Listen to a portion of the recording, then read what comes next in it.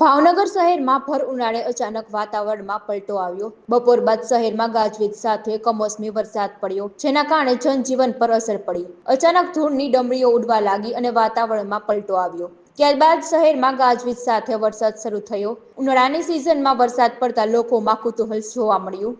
ભાવનગર શહેરના કુંભારવાડા, વડવા, નારીરોડ, વડલા સહિતના વિસ્તારોમાં કમોસમી વરસાદ પડ્યો।